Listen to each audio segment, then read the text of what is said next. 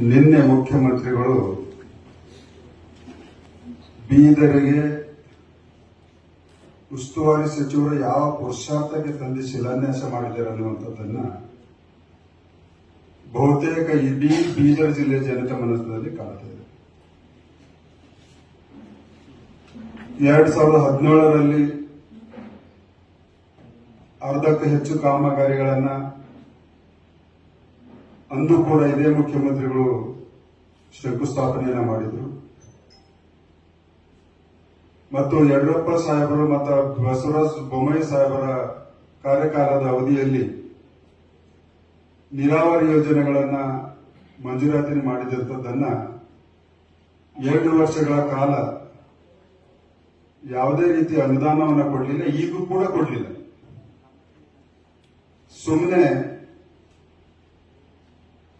ಗ್ಯಾರಂಟಿಗಳಿಂದ ಇಡೀ ರಾಜ್ಯದ ಜನ ರೊಚ್ಚಿಗೆದ್ದಾರೆ. ಯಾವ ಅಭಿವೃದ್ಧಿ ಕಾರ್ಯಗಳನ್ನ ನಡೀತಾ ಇಲ್ಲ. ಜನರಿಗೆ ದಾರಿ ತಪ್ಪಿಸುವಂತ ಉದ್ದೇಶವನ್ನು ಇಟ್ಕೊಂಡು ಜಿಲ್ಲಾ ಉಸ್ತುವಾರಿ ಸಚಿವರು ಬಹುತೇಕ ಅವರು ಭ್ರಷ್ಟಾಚಾರದಲ್ಲಿ ನಿರತರಾಗಿ ಮುಖ್ಯಮಂತ್ರಿಗಳಿಗೆ ಮತ್ತು ದಿಲ್ಲಿಯ ಕಾಂಗ್ರೆಸ್ ನಾಯಕರುಗಳಿಗೆ ಕಲೆಕ್ಷನ್ ಏಜೆಂಟ್ ಆಗಿ ಕೆಲಸ ಮಾಡ್ತಾ ಇದ್ದಾರೆ. ಹೀಗಾಗಿ ಜಿಲ್ಲೆಯಲ್ಲಿ ನಡೀತಿರುವಂತಹ ಭ್ರಷ್ಟಾಚಾರವಾಗಲಿ, ಬಡವರ ಮೇಲೆ, ದೀನ ದಲಿತರ ಮೇಲೆ ನಡೆದಿರುವಂತಹ ಅನ್ಯಾಯವಾಗಲಿ, ದರೋಡೆಗಳಾಗಲಿ, ಅಧಿಕಾರಿಗಳಿಂದ ಸುಲಿಗೆ ಆಗಲಿ, ಇವೆಲ್ಲವೂ ಆ ಉಸ್ತುವಾರಿ ಸಚಿವರ ಕಣ್ಣು ಕುರುಡಾಗಿದ್ದಾವೆ, ಕಿವಿ ಕಿವುಡಾಗಿದ್ದಾವೆ ಮತ್ತು ಸ್ವತಃ ಕಾಂಗ್ರೆಸ್ಸಿನ ಕಲೆಕ್ಷನ್ ಏಜೆಂಟ್ ಆಗಿದ್ದ ಸಲುವಾಗಿ ಮೂಕು ಕೂಡ ಆಗಿದ್ದಾರೆ ಅಂತ ನನ್ಗನ್ನಿಸ್ತಾ ಇದೆ. ಕೆಲವು ಉದಾಹರಣೆಗಳನ್ನು ಹೇಳ್ತೀನಿ. ಮೊನ್ನೆ ರಾತ್ರಿ ಸ್ಥಳೀಯ ಪತ್ರಕರ್ತ ರವಿ ಅನ್ನೋರು ಒಬ್ಬ ಪತ್ರಕರ್ತನಾಗಿ ಒಂದು ದೇಶದ ಪ್ರಜೆನಾಗಿ ಅವನಿಗೆ ಹಕ್ಕಿದೆ. ಅಧಿಕಾರಿಗಳಿಗೆ ಪ್ರಶ್ನೆ ಮಾಡುವುದಾಗಲಿ ಅಥವಾ ಕ್ಯಾಮೆರಾದಲ್ಲಿ ಫೋಟೋ ವಿಡಿಯೋ ಮಾಡೋದಾಗಲಿ, ಫಾರೆಸ್ಟ್ ಆಫೀಸರ್ಗೆ ಯಾವ ಅಧಿಕಾರ ಇದೆ ಅನ್ನುವಂಥದ್ದನ್ನ ನಾನು ಅರಣ್ಯ ಸಚಿವರಿಗೆ ಕೇಳಕ್ಕೆ ಇಷ್ಟಪಡ್ತೀನಿ. ಈಗ ನೀವೇನು ಅವನನ್ನ ಸಸ್ಪೆಂಡ್ ಮಾಡ್ತಿರೋ ಅಥವಾ ಅವನಿಗೆ ರಾಜ್ಯ ಪ್ರಶಸ್ತಿಯನ್ನು ಕೊಡ್ತಿರೋ ನಿಮ್ಮ ಇಲಾಖೆಯಿಂದ ಅನ್ನುವಂಥದ್ದನ್ನ ನನ್ನ ಪ್ರಶ್ನೆ. ನಾಚಿಕೆ ಆಗ್ಬೇಕು ಈಶ್ವರ ಖಂಡ್ರೆ ಅವರಿಗೆ. ಒಬ್ಬ ಅರಣ್ಯ ಸಚಿವನಾಗಿ ಒಬ್ಬ ಪತ್ರಕರ್ತನ ಮೇಲೆ ನಿನ್ನ ಇಲಾಖೆಯ ಅಧಿಕಾರಿ ಒಬ್ಬ ಹಲ್ಲೆ ಮಾಡ್ತಾನೆ ಅಂದ್ರೆ ಯಾವ ಕಾರಣಕ್ಕೆ ಅನ್ನುವಂಥದ್ದನ್ನ ನೀವು ಪ್ರಶ್ನೆ ಮಾಡಿದೀಯಾ? ಇಲ್ಲ ಪತ್ರಕರ್ತನನ್ನ ಕರೆದು ಏನು ಘಟನೆ ನಡೆದಿದೆ ಅಂತ ಅಧಿಕಾರಿಯನ್ನು ಅವರನ್ನ ನೀವು ಕೇಳಿದ್ಯಾ? ಕೇಳುವಂತ ತಾಕತ್ತಿಲ್ಲ. ಯಾಕಂದ್ರೆ ಅಧಿಕಾರಿಗಳಿಂದ ಈಗ ಹಣ ವಸೂಲು ಮಾಡ್ತಾ ಇದ್ದೀರಲ್ಲ, ಈಗ ನಿಮ್ಮ ನೈತಿಕತೆ ಉಳಿದಿದೆ. ಅಷ್ಟೇ ಅಲ್ಲ, ಕನ್ನಡ ಪರ ಹೋರಾಟಗಾರರು ಅಂದ್ರೆ ಗೊತ್ತಾ, ಇಂದಿರಾ ಗಾಂಧಿ ಕಾಲದ ಎಮರ್ಜೆನ್ಸಿಯನ್ನು ನೆನೆಸ್ಕೊಡ್ತೀರಾ? ನಿಮಗೆ ಗೊತ್ತಾ? ನಮಗೆ ಕನ್ನಡ ಪರ ಹೋರಾಟಗಾರರು ಮುಖ್ಯಮಂತ್ರಿಯನ್ನು ಮನವಿ ಕೊಡಬೇಕು, ಅವ್ರ ಹಕ್ಕಿದೆ.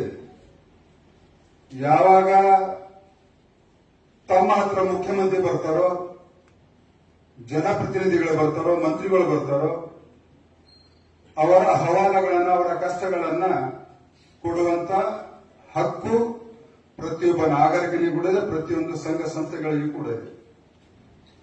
ಆದ್ರೆ ಅವರನ್ನ ಹೆದರಿಸಿ ಬೆದರಿಸಿ ಸಮಾಜಘಾತಕ ಶಕ್ತಿಗಳನ್ನುವಂತ ಹಣೆಪಟ್ಟಿಯನ್ನು ಬರೆದು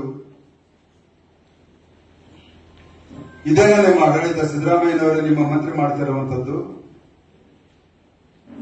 ನೀವೊಂದು ಸ್ವಲ್ಪ ಇದ್ದ ಸಂಘಟನೆಗಳನ್ನ ಬಿಟ್ಟಿದ್ರೆ ನಿಮ್ಗೆ ಗೊತ್ತಾಗ್ತಿದೆ ನಿಮ್ಮ ಉಸ್ತುವಾರಿ ಮಂತ್ರಿ ಯಾವ ರೀತಿ ಕಾರ್ಯವನ್ನು ನಿರ್ವಹಿಸ್ತಾ ಇದ್ದಾರೆ ಅನ್ನುವಂಥದ್ದನ್ನು.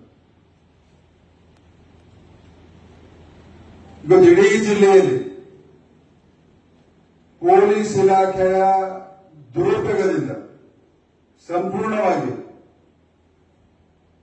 ಹೋರಾಟಗಾರರನ್ನಾಗಲಿ ನ್ಯಾಯ ಕೇಳುವವರನ್ನಾಗಲಿ ಹಕ್ಕನ್ನು ಮಂಡನೆ ಮಾಡುವವರಾಗಲಿ ಸರ್ಕಾರದ ವೈಫಲ್ಯಗಳನ್ನು ಎತ್ತಿ ತೋರಿಸುವರಾಗಲಿ ಸರ್ಕಾರದ ಕಚೇರಿಗಳಲ್ಲಿ ನಮ್ಮ ಕೆಲಸಗಳಾಗ್ತಿಲ್ಲ ಅನ್ನುವಂಥದ್ದನ್ನು ಅಳಲು ತೋಡಿಕೊಳ್ಳೋದಾಗಲಿ ಇಂಥವರಿಗೆ ಇವತ್ತು ಭಯದ ವಾತಾವರಣವನ್ನು ನಿರ್ಮಾಣವನ್ನು ಮಾಡಿದೆ. ಪ್ರಜಾಪ್ರಭುತ್ವದಲ್ಲಿ ಯಾವುದೇ ಸರ್ಕಾರದ ನೇತೃತ್ವ ವಹಿಸಿದಂತ ಜನಪ್ರತಿನಿಧಿ ಸಂವಿಧಾನದ ಮೇಲೆ ಇರುವಂತಹ ನಂಬಿಕೆಯನ್ನ ಇದ್ರೆ ಸ್ವಲ್ಪ ಕೇಳುವಂತ ತಾಳ್ಮೆ ಇರಬೇಕು, ಬಗೆಹರಿಸಿರುವಂತ ಮನಸ್ಸಿನಲ್ಲಿ ಕಳಕಳಿ ಇರಬೇಕು.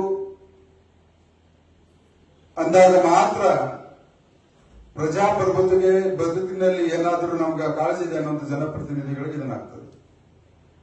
ಆದ್ರೆ ನೀವೇನು ಮಾಡ್ತಾ ಇದ್ದೀರಿ ಮುಖ್ಯಮಂತ್ರಿಗಳೇ, ಇಲ್ಲ ನಿಮ್ಮ ಮಂತ್ರಿಗಳು ಏನು ಮಾಡ್ತಾ ಇದ್ದಾರೆ ಅನ್ನೋದು ನಿಮ್ಗೆ ಏನಾದ್ರೂ ಖಬರ್ ಇದೆಯಾ? ಇವತ್ತು ತನ್ನ ವೈಭವೀಕರಣ ಮಾಡಲಿಕ್ಕೆ ನಿಮಗೆ ಕರ್ಸ್ಕೊಂಡು ಬಂದ್ರು ನಿಮ್ಮನ್ನ ಉಪಮುಖ್ಯಮಂತ್ರಿಗಳನ್ನ, ಇನ್ನೊಂದು ಅರ್ಧ ಡಜನ್ ಮಂತ್ರಿಗಳನ್ನ. ನಿಮ್ಗೆ ಏನಾದರೂ ಜಿಲ್ಲೆಯ ಅಭಿವೃದ್ಧಿ ಮಾಡಬೇಕನ್ನುವಂತ ನಿಟ್ಟಿನಲ್ಲಿ ನಿಮ್ಮ ಕಳಕಳಿ ಇದ್ರೆ ನನ್ನ ಒಂದು 10 ವರ್ಷದ ಅವಧಿಯಲ್ಲಿ ಕೇಂದ್ರ ಸರ್ಕಾರದ ಅನೇಕ ಯೋಜನೆಗಳನ್ನ ನಾನು ಮಂಜೂರಾತಿಯನ್ನು ಮಾಡಿಸ್ಕೊಟ್ಟಿದ್ದೀನಿ. ಉದಾಹರಣೆ, ಬೀದರ್ ನಾಂದೇಡ್ ರೈಲ್ವೆ ಮಾರ್ಗಕ್ಕೆ ಹಣ ಕೊಡಬೇಕಾಗಿತ್ತು. ಇವತ್ತಿಗೆ 5 ವರ್ಷ ಆಯಿತು. ಬೊಮ್ಮಾಯಿಯವರಿದ್ದಾಗ ಅದಕ್ಕೆ ಮಂಜೂರಾತಿನ ಹಣವನ್ನು ಒದಗಿಸಿದ್ರು. ಇವತ್ತು ಬೀದರ್ ಜಿಲ್ಲೆಗೆ ಸಿಪೆಟ್ ಕಾಲೇಜನ್ನು ಮಂಜೂರಾತಿ ಆಗಿದ್ದನ್ನ ಕೇಂದ್ರ ಸರ್ಕಾರ 50 ಕೋಟಿ ಕೊಟ್ಟಿದೆ, ರಾಜ್ಯ ಸರ್ಕಾರ 50 ಕೊಡಬೇಕಾಗಿತ್ತು, ಕೊಡಿಸಬೇಕಾಗಿತ್ತು. ಇಂಥ ಅನೇಕ ಯೋಜನೆಗಳು ಇವತ್ತು ನೆನೆಗುಂದಿಗೆ ಬಿದ್ದವೆ. ಕಾರಣ, ಜನ ನಿಮ್ಮನ್ನ ಆಚೆ ತಂದಿದ್ರೆ ಕರ್ನಾಟಕದಲ್ಲಿ ನೀವು ಅಧಿಕಾರದಲ್ಲಿದ್ರಿ, ನೀವು ಹಣವನ್ನು ಒದಗಿಸ್ತಿಲ್ಲ ಅನ್ನುವಂಥದ್ದನ್ನ ಇವತ್ತು ಆ ಯೋಜನೆಗಳಲ್ಲೇ ಇವತ್ತು ನೆನೆಗುಂದಿಗೆ ಬಿದ್ದವೆ. ಉಸ್ತುವಾರಿ ಸಚಿವರು ಇವತ್ತ ಜನರ ಕಷ್ಟಗಳಿಗಾಗಲಿ, ಜನರ ಬೇಡಿಕೆಗಳಿಗಾಗಲಿ, ವಿರೋಧ ಪಕ್ಷದ ಟೀಕೆಗಳಿಗಾಗಲಿ ನೈತಿಕತೆ ಇಲ್ಲದ ಕಾರಣಕ್ಕಾಗಿ ಯಾವುದೇ ಉತ್ತರವನ್ನು ಕೊಡ್ತಾ ಇಲ್ಲ. ಇಷ್ಟು ಹೀನ ಮನಸ್ಥಿತಿಯ ಇವತ್ತು ಜಿಲ್ಲಾ ಉಸ್ತುವಾರಿಗಳಾಗಿದ್ದಾರೆ. ಇವತ್ತು ಬ್ಯಾಂಕ್ ದರೋಡೆ ಆಯಿತು. ಆ ಶಿವಕುಮಾರ್ ಅನ್ನೋ ಹುಡುಗ ಇವತ್ತಿಗೆ 1 ನಯ ಪೈಸೆ ಕೊಟ್ಟಿಲ್ಲ, ವೆಂಕಟೇಶ್ಗೂ ಕೊಟ್ಟಿಲ್ಲ. ದರೋಡದಾಗ ಉಸ್ತುವಾರಿ ಸಚಿವರು ಹೋಗಿ ಒಂದು ತಂಡ ತಗೊಂಡೋಗಿ ಭೇಟಿ ಮಾಡಿದ್ರು. ಸರ್ಕಾರದಲ್ಲಿ ಇದ್ರಿ ಸ್ವಾಮಿ, ಯಾವ ಪುರುಷಾರ್ಥಕ್ಕೆ ಹೋದ್ರಿ ಮತ್ತೆ ಏನ್ ಮಾಡಿದ್ರಿ ಅನ್ನುವಂಥದ್ದನ್ನ ನಿನ್ನೆ ಮುಖ್ಯಮಂತ್ರಿ ಸಮ್ಮುಖದಲ್ಲಿ ತಾವು ಹೇಳಬೇಕಾಗಿತ್ತು. ಏನು ಹೇಳಲಿಕ್ಕಾಗಲಿಲ್ಲ ನಿಮಗೆ, ಯಾಕಂದ್ರೆ ನೀವು ಮಾಡೇ ಇಲ್ಲ. ಇಂತಹ ನಿಮ್ಮ ಹೇಳಿತನ ಜನ ಬಹಳಷ್ಟು ಸೂಕ್ಷ್ಮವಾಗಿ ಗಮನಿಸ್ತಾ ಇದ್ದಾರೆ. ಮುಂಬರುವ ದಿನಗಳಲ್ಲಿ ಈಗ ನಮ್ಮ ಕಾರ್ಯದರ್ಶಿಗಳು ಹೇಳಿದ್ರು, ನಮ್ಮ ರಾಜ್ಯಾಧ್ಯಕ್ಷರ ನೇತೃತ್ವದಲ್ಲಿ ಜನಾಕ್ರೋಶವನ್ನ ಒಬ್ಬ ಜನಪ್ರತಿನಿಧಿಯಾಗಿ ಜನರ ನಾಡಿ ಮಿಡಿತಗಳನ್ನ ಯಾವ ರೀತಿ ಇದೆ ಅನ್ನುವಂಥದ್ದನ್ನ ನೀವು ಗುರುತಿಸಬೇಕನ್ನುವಂಥದ್ದನ್ನ ನಾನು ಹೇಳ್ತೇನೆ. ಹೀಗಾಗಿ ಇಂತಹ ಒಂದು ಕೆಟ್ಟ ಸರ್ಕಾರ ಅಷ್ಟೇ ಅಲ್ಲ, ಇವತ್ತು ಕರ್ನಾಟಕ ಸರ್ಕಾರ ಜಾತಿ ಜನಗಣತಿ ಅಂತ ನೀವೇ ದಿನನಿತ್ಯ ಎತ್ತಿ ಪತ್ರಿಕೆಯಲ್ಲಿ ಬರೆಸ್ತೀರಿ. ನಿನ್ನೆ ಕಲಬುರಗಿದಲ್ಲಿ ಮುಖ್ಯಮಂತ್ರಿಗಳು ಬಂದು ಹೇಳ್ತಾರೆ, ತದೋಗತ ಇದು ಜಾತಿ ಗಣತಿ ಅಲ್ಲ, ಇದು ಸಾಮಾಜಿಕ, ಶೈಕ್ಷಣಿಕ ಮತ್ತು ಆರ್ಥಿಕ ಸರ್ವೆ ಅಂತ, ಸೋಷಿಯೋ ಎಕನಾಮಿಕ್ ಸರ್ವೆ ಅಂತ.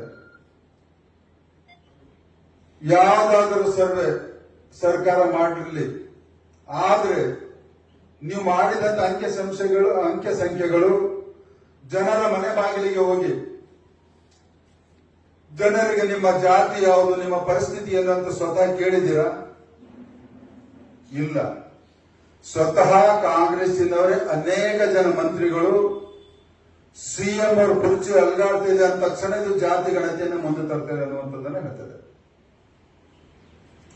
ಇವತ್ತು ಅನೇಕ ಜಾತಿಯ ಮುಖಂಡರು ಅದರ ವಿರುದ್ಧವಾಗಿ ಇವತ್ತು ಪತ್ರಿಕೆಯಲ್ಲಿ ಕೂಡ ಇದೆ. ಸತೀಶ್ ಜಾರಕಿಹೊಳಿ ಅವರು ನಮ್ಮ ಸರ್ಕಾರದಲ್ಲಿನೇ ಅನೇಕ ಅದರ ವಿರೋಧವಿದೆ ಅನ್ನುವಂಥದ್ದನ್ನು ಸ್ವತಃ ಹೇಳಿದ್ದಾರೆ. ಒಂದು ಕಡೆ ಗೌಡ ಕಮ್ಯುನಿಟಿದವರು ಅವ್ರ ಶಾಸಕರು ಅದಕ್ಕೆ ವಿರೋಧ ಪಡಿಸ್ತಾ ಇದ್ದಾರೆ, ಮತ್ತೊಂದು ಕಡೆ ಲಿಂಗಾಯತ ಮಾಡ್ತಿದ್ದಾರೆ, ಮತ್ತೊಂದು ಕಡೆ ಹಿಂದುಳಿದವರಿದ್ದಾರೆ. ಇವತ್ತು ಈಶ್ವರ್ ಖಂಡ್ರೆ ಸ್ವತಃ ವೀರಶೈವ ಲಿಂಗಾಯತ ಮಹಾಸಭಾದ ಕಾರ್ಯದರ್ಶಿಯಾಗಿದ್ದಾರೆ. ಅವ್ರ ಪಕ್ಷದ ಶಾಸಕ ಬಸವರಾಜ್ ಶಿವಗಂಗೆ ಚನ್ನಗಿರಿಯ ಶಾಸಕ 10 ಬಾರಿ ಫೋನ್ ಮಾಡಿದ್ರು ಕೂಡ ತಗೊಂಡಿಲ್ಲ ಅನ್ನುವಂಥದ್ದನ್ನ ಮೀಡಿಯಾ ಎದುರುಗಡೆ ಹೇಳಿದ್ದಾರೆ. ಅಂದ್ರೆ ಇವರು ಏನ ಮಾನ ಮರ್ಯಾದೆ ಈಶ್ವರ್ ಖಂಡ್ರೆಗೆ ವೀರಶೈವ ಮಹಾಸಭಾದ ಕಾರ್ಯದರ್ಶಿಯಾಗಿ ಕಾರ್ಯನಿರ್ವಹಿಸಲಿಕ್ಕೆ ಖಂಡಿತವಾಗಿಯೂ ಇಲ್ಲ. ಯಾವಾಗ ನಿಮ್ಮ ಧರ್ಮ ಮತ್ತು ಜಾತಿಯ ಮೇಲೆ ಸಂಕಷ್ಟ ಬಂದಾಗ ಸಂಘಟನೆಯ ಮುಖ್ಯಸ್ಥರಾಗಿ ನಿಮ್ಮ ಸ್ವತಃ ಪಕ್ಷದ ಶಾಸಕ, ಅದೇ ಲಿಂಗಾಯತ ಸಮುದಾಯದ ಶಾಸಕ ನಿಮ್ಮನ್ನ ಫೋನ್ ಮಾಡಿದಾಗ ಫೋನ್ ಸ್ವೀಕಾರ ಮಾಡುವಂತ ಧೈರ್ಯ ಇಲ್ಲಂದಾಗ ನೀವು ಮುಖ್ಯಮಂತ್ರಿ ಎದುರುಗಡೆ ನಿಂತ್ಕೊಂಡು ರಾಜ್ಯದ ವೀರಶೈವ ಲಿಂಗಾಯತರಿಗೆ ಯಾವ ನ್ಯಾಯವನ್ನು ಕೊಡ್ತೀರಿ ಅನ್ನುವಂಥದ್ದನ್ನು ಕೂಡ ನನ್ನ ಪ್ರಶ್ನೆ ಬಂದರು. ಇಂತಹ ಹೇಳಿ ಮಂತ್ರಿಗೆ ಮುಖ್ಯಮಂತ್ರಿಗಳು ತಕ್ಷಣವಾಗಿ ಕಿತ್ತೊಗಿಬೇಕನ್ನುವಂಥದ್ದನ್ನ ಇವತ್ತು ಬೀದರ್ ಜನತೆ ಕೇಳ್ತಾ ಇದೆ ಬಂಧುಗಳೇ. ಧನ್ಯವಾದ ಬಂಧುಗಳು.